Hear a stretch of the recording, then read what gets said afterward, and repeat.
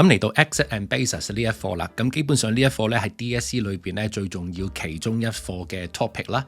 咁因為咧喺 DSE 裏邊咧，佢係咧平均咧每一年咧都出13.4% 嘅分數喺 Paper One 裏邊。咁基本上咧係 DSE 裏邊咧單一課最大課出得最多分數嘅一課。咁所以呢一課咧大家一定不容有失嘅。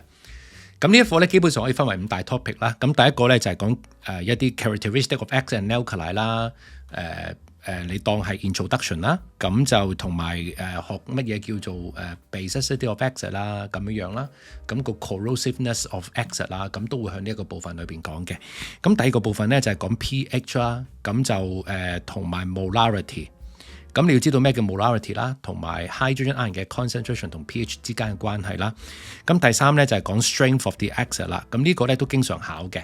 咁第四咧就係 salt and neutralization 啦。咁第五咧就係最重要啦，就係 VA 啦 volumetric analysis 就係講 titration 嘅。好，咁事不宜遲，我哋就講下呢一課有啲咩重點啦。咁第一個 topic 咧就係講introduction of Exit and Alkali 啦。咁呢啲就係講 definition 嘅。咁 definition 你唔好以為唔重要喎。咁喺2020年咧就已經考咗一個 base 嘅 definition 又或者 alkali 嘅 definition。咁所以咧 Exit 同埋 alkali 嘅 definition 大家都要識嘅。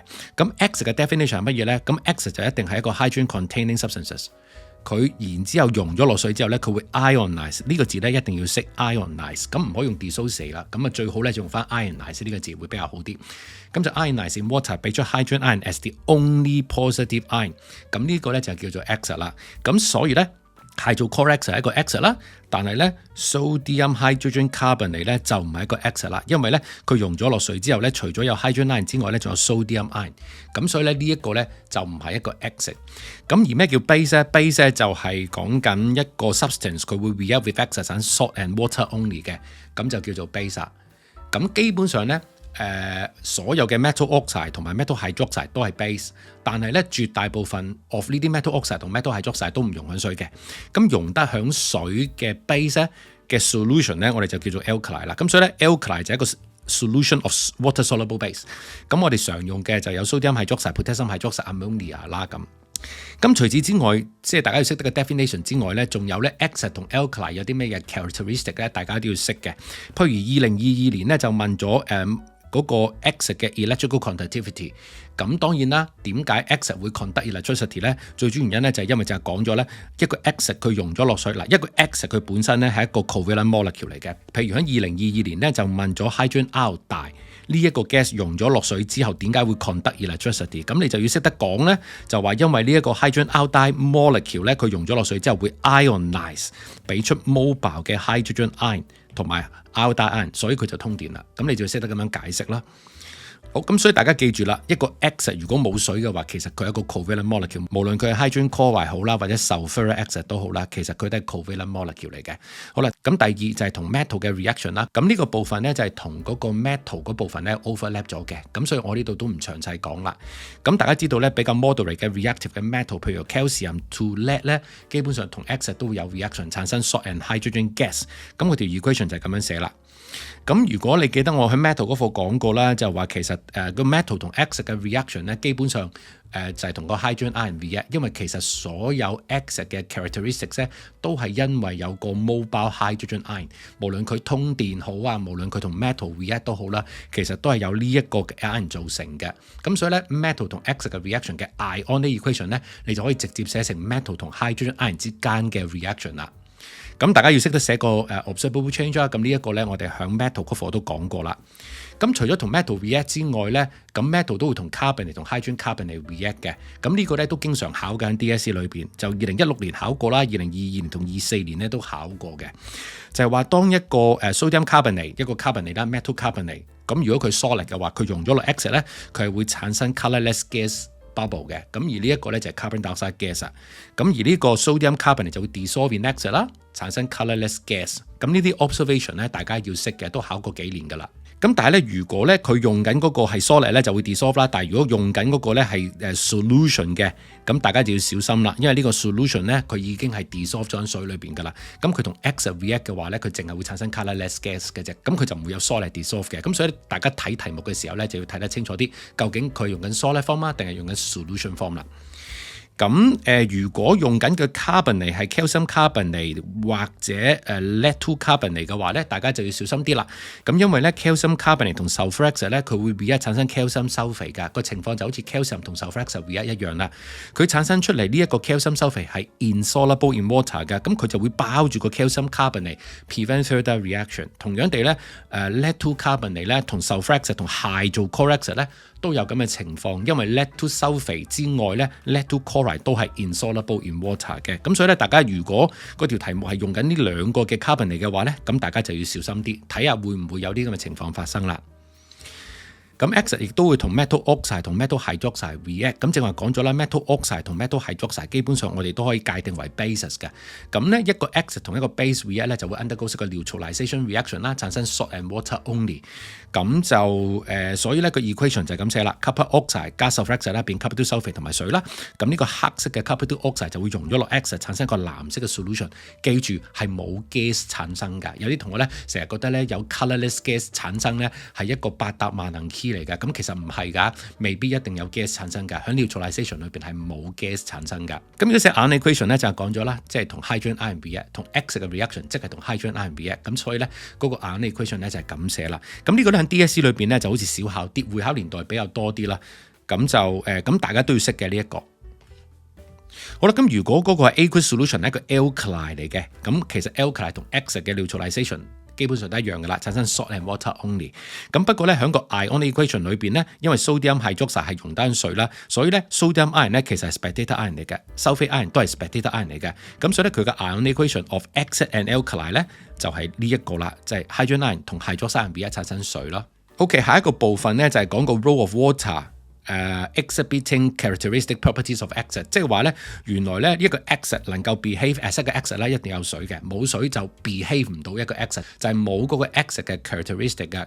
咁呢一個部分咧，喺會考年代就比較出得多啲，咁但係咧喺 DSE 咧就冇乜出過。咁所以咧，你問我嘅話咧，我覺得係有機會出嘅呢個部分。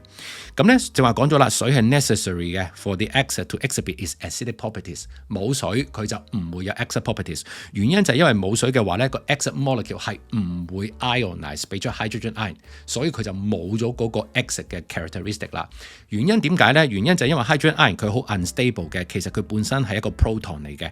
咁呢個咧係非常 unstable 㗎。咁但係咧，如果有水嘅存在嘅話咧，咁 water molecule 咧佢就可以同個 hydrogen ion 咧 form 一個 dative covalent bond，而形成一個 hydronium ion， 就令到個 hydrogen ion become more stable。咁所以佢就會存在咯。但係如果冇水嘅話咧，個 hydrogen ion 因為太 unstable 啦，佢係唔會存在㗎。咁有個可能性就考呢一個啦，就係啲 Fizzy drink tablet 啲慷慨詩啦。咁佢最主要咧就係一啲 solid 嘅 X 啦，係啲 citric acid solid 嚟嘅。所以咧唔係所有 X 都係 liquid 或者 gas 㗎。X 可以係 solid 嘅，咁但係呢個 solid X 咧，佢冇水咧，佢唔會 ionize 嘅，咁所以咧佢就 behave 唔到 as 一個 X 啦。咁同埋 sodium 嘅 carbonate 嘅 solid，咁就喺個 Fizzy drink tablet 裏邊，咁冇水咧佢就冇 reaction 啦。但係當佢溶落水之後咧，咁個 solid X 就會 dissolve in water， 然之後就會 ionize， 俾出 hydrogen ion 啦，就同 carbonate 或者 hydrogen carbonate react， 就產生個 efflorescence。efflorescence 呢個意思咧，即係好多泡泡 bubble 咁出嚟，咁即係啲 colourless gas bubble。咁你可以用呢個 efflorescence 呢個字嚟形容啦。如果你覺得呢個字太深嘅，你就話俾出 colourless gas bubble， 其實都 OK 噶啦。好啦，下一部分咧就係講個 basicity of X 啦。咁呢個咧 definition 大家都要識嘅。咁就2016年考過，2025年都考過，不過佢就唔考 definition of basicity。佢淨係俾咗個 X 嘅 molecule。咁啊，譬如16年俾咗個 citric X 啦，25年俾咗個 tartaric X 你啦。咁然之後叫你圈出咧邊一個 hydrogen atom 咧係一個 ionizable hydrogen atom。咁就係考呢一個嘅啫。咁但係咩叫 ionizable hydrogen atom 咧？咁其實就係，譬如舉個例子啦，你講緊ethanol X 啦，最常見嘅啦。咁呢一個先係 ionizable hydrogen atom， 咁呢啲就唔係嘅。咁通常嚟講咧就係黐住一啲好 highly electronegative element， 譬如好似呢個 COOH 呢一個 group 咧，咁佢就係一個 X group， 咁呢一個先係一個 ionizable hydrogen atom。咁個 molecule 有幾多個 ionizable hydrogen atom 就係佢嘅 basicity 啦。咁所以咧，你可以點樣 define basicity of an X 咧？第一，你可以咧最簡單咧就係用個 number of ionizable hydrogen atom present in the X molecule 去解釋。又或者你可以講話呢個 X molecule 溶咗落水之後咧，佢 maximum 俾出幾多個 hydrogen ion。如果係一個大 base X， 譬如 sulfur X 咁講咧，佢溶咗水之後咧，佢就會 ionize 俾出2個 hydrogen ion。咁呢個咧就叫大 base X 啦。咁你要識得 define 啦。咁呢個冇考過嘅，咁亦都有機會考啦。好啦，下一個部分就係講 alkali 啦。咁alkali 都會通電嘅，咁原因就係因為 alkali 咧，譬如舉個例子 sodium hydroxide 咧，佢溶咗落水之後咧會 dissociate。咁點解叫 dissociate 咧？因為佢本身已經係 ionic compound，咁所以咧佢只係溶咗落水之後咧，將個 ions 分翻開嘅啫。咁呢個咧就叫 dissociate，但係 exit 嗰個咧就叫 ionize，因為咧。exit 嗰個本身係 covalent molecule 嚟嘅，佢溶咗落水之後咧，佢變咗做 ion， 呢一個過程咧就叫 ionization 啦。咁所以咧，你 exit 咧通常我哋會用 ionize 啦，咁而 alkali 咧我哋就會用 dissociate 呢個字啦。咁因為咧有 mobile 嘅 ion 存在啦，所以佢都可以通電嘅。咁第二佢同 exit 會有 neutralization， 呢個唔講啦，正話都講咗啦。我哋第三呢個就最重要㗎啦。咁第三呢個 reaction 咧就係個 alkali 同個 metal ion 之間嘅 reaction。咁呢個咧雖然喺 DSE 裏邊唔係常考啊，但係佢一考嘅話咧，咁你就一定要識嘅。咁同埋佢咧就唔係淨係喺個 exit 嗰度會考啦，譬如喺 patterns 嗰課咧佢會考啦，因為我哋喺 patterns 嗰陣時咧，我哋都會講一啲metal oxide 嘅一啲 properties、exit base 嘅 properties。咁呢個咧大家都要識，同埋喺 paper 2裏邊嘅 quantitative analysis 喺 analytical chem 嗰部分咧，我哋咧就要識得用啲咩方法去 test 一啲 metal ion 咧。其實呢一個 reaction 咧都經常會用嘅，咁所以咧大家呢個咧都要識㗎。咁呢一個 reaction 咧就係嗰個alkali 同埋呢個 metal ion 之間嘅 reaction 咧係一個 precipitation reaction 嚟嘅，因為我就話講咗咧，絕大部分嘅 metal hydroxide 都係 insoluble in water 嘅。咁除咗邊啲咧？除咗 group 1 metal hydroxide，譬如 sodium hydroxide、potassium hydroxide 或者 calcium hydroxide slightly soluble 啦。咁除咗呢啲 metal hydroxide 係溶響水之外，係可以 form 一個 alkali solution 之外咧，基本上咧所有嘅 metal hydroxide 咧都係 insoluble in water 嘅。咁所以咧，如果你將 sodium hydroxide 加落啲 metal ion 裏邊嘅話咧，你就可以將啲 metal ion precipitate as 一個 insoluble 嘅 metal hydroxide 啦。咁所以呢個咧就係一個 precipitation reaction 嚟嘅，就係當兩個 solution mix 埋咧，產生一個 insoluble substance 咧，咁呢一個咧就係 precipitation reaction 啦。咁所以咧，當呢一個sodium hydroxide 加落去嗰個 calcium ion 或者 magnesium ion 咧，佢就會變咗一啲insoluble 嘅 metal hydroxide 啦。咁呢個 ionic equation 咧，大家要識寫嘅。好啦，咁但係有幾個咧比較特別啲嘅就 aluminium hydroxide 啦、lead-2 hydroxide 同埋鋅 hydroxide 比較特別啲。原因就係因為咧佢咧會 redissolve in excess 嘅 sodium hydroxide。個意思即係話咧，當你有個 say for example 啦，鋅 chloride solution 咁講啦，你加幾滴 sodium hydroxide solution 落去咧，你會見到有白色嘅 precipitate 嘅。咁呢個咧就係我哋講緊嘅鋅 hydroxide 嘅 precipitate 啦。咁但係呢個鋅 hydroxide 咧，如果你加到 in excess 嘅話，即係話我繼續加 sodium hydroxide 加到 in excess 嘅話咧，你發覺呢個白色嘅 precipitate 咧會 redissolve 變翻個 clear solution 嘅。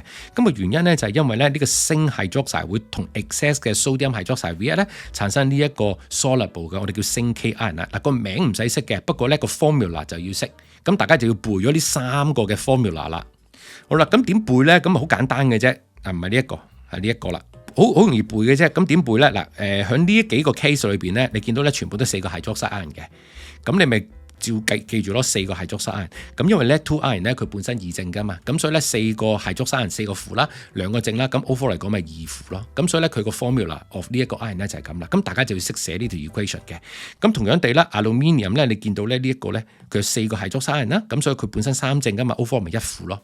咁所以咧，你就可以背到呢個 formula 啦。嗱 ，once 你背咗呢個 formula 嘅話咧，咁你就會識寫一條 balance equation 噶啦。咁呢度咧3個hydroxide ion，佢爭一個hydroxide ion啫嘛。咁所以咧，你咪加1個咯。呢度2個hydroxide，咁呢度就係咪爭2個hydroxide ion，係咪加2個咯？咁所以咧，你識得呢一個 formula 嘅話咧，基本上條ionic equation 咧，你都識背噶啦。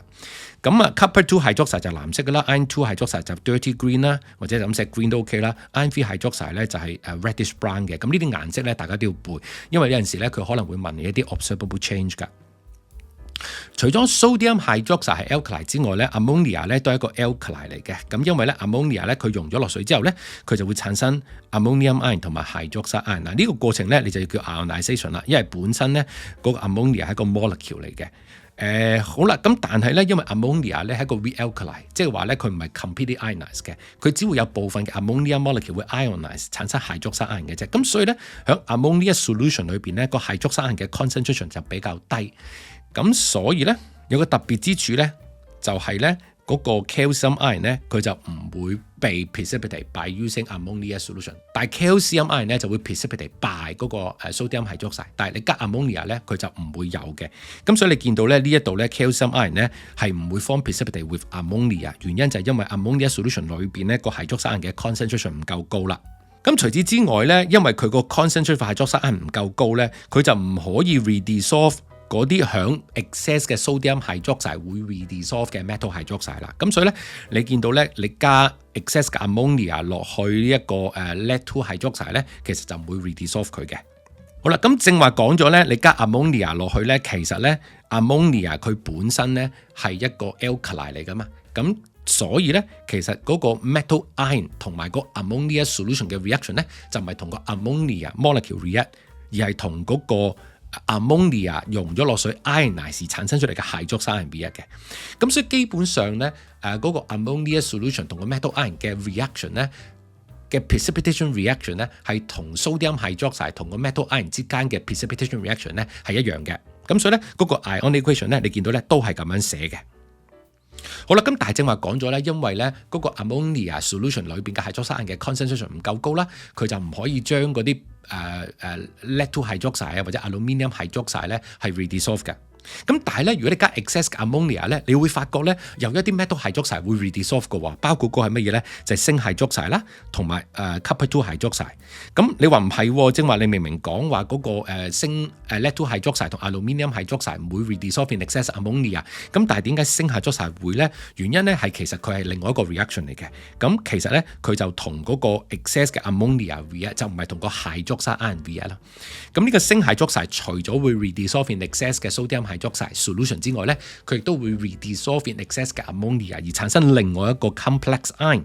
咁呢個 complex ion 嘅formula 大家都要識寫㗎。咁只係咧將個 hydroxide ion 變咗做 ammonia 啫嘛 ，ammonia molecule 啫嘛。咁所以咧其實都係4個嘅。咁大家可以背一背佢啦。咁所以鋅 hydroxide 比較特別啲嘅嚇，佢兩個嘅 solution ammonia 同埋 sodium hydroxide 咧都會 redissolve when 呢啲 solution 係 in excess 嘅。咁大家就要記呢一個比較特別啲噶啦。咁就講咗啦，個 formula 點樣寫咧？咁啊4個 ammonia 嘅 molecule 啦，因為佢係個 molecule 嚟噶嘛，咁佢唔帶任何 charge， 咁所以咧嗰個complex ion 嗰個 charge 咧就同嗰個鋅 ion 嘅charge 係一樣啦。咁所以咧都係二正嘅。咁除咗鋅 hydroxide 會 redissolve in excess 嘅 ammonia 之外咧，另外一個咧copper 2 hydroxide 都會 redissolve 嘅。咁 copper 2 hydroxide 就唔會 redissolve in excess 嘅 sodium hydroxide， 但係佢就會 redissolve in excess 嘅 ammonia 啦，就產生呢一個 deep blue solution。咁大家呢個都要背背嘅 observable change。咁個 formula of 呢個 solution 咧，其實都係咁樣寫啦，就係4個 ammonia molecule 啦。咁個 charge 就係二正啦，就係 copper 2 ion 嘅 charge。咁其他一啲譬如iron 2 iron 3，咁佢都會同呢一個 ammonia form precipitate 啦，form 咗iron 2 hydroxide 同 iron 3 hydroxide。下一個 reaction 咧就係alkali 同 ammonium compound 嘅 reaction 啦。咁呢個咧就好多同學咧會唔記得咗嘅，但係其實經常考過，因為 DSE 裏邊咧2012啦、2018同埋2020年咧都考過嘅，咁隔幾年考一次噶啦。咁啊2026年會唔會考咧？咁啊都有機會啦，當然。咁個 alkali 同 ammonium compound 有啲咩 reaction 咧？咁咧如果你將個 ammonium compound 加 alkali 加熱咧，嗱呢個加熱一定要寫嘅，你唔加熱咧，基本上咧就未必會有 ammonia gas 產生。咁原因咧就係因為咧 ammonia gas 咧佢本身咧係幾溶響水嘅，咁所以咧，如果你產生 ammonia gas 嘅話，你唔加熱咧，好多時個 ammonia 咧產生咗出嚟咧，佢會溶翻水，佢就唔會變咗做 gas。咁但係你加熱嘅話咧，你就可以將溶咗落水嘅 ammonia 咧就會變翻做 gas，就會要 liberate 翻出嚟啦。咁所以咧呢個加熱咧一定要寫㗎，大家記住。咁正因為可以產生一個 ammonia gas 啦，咁呢一個 reaction 咧好多時我哋就會用嚟咧做一個 chemical test for the presence of ammonium ion 嘅，即係話如果有個 compound 佢唔知係乜嘢嚟嘅，然之後你加個 alkali 落去加熱，佢會產生一個 gas，嗰個 gas 叫 ammonia gas 啦，而 ammonia gas 咧係我哋唯一一個咧喺 DSE 裏邊要識嘅 alkali gas。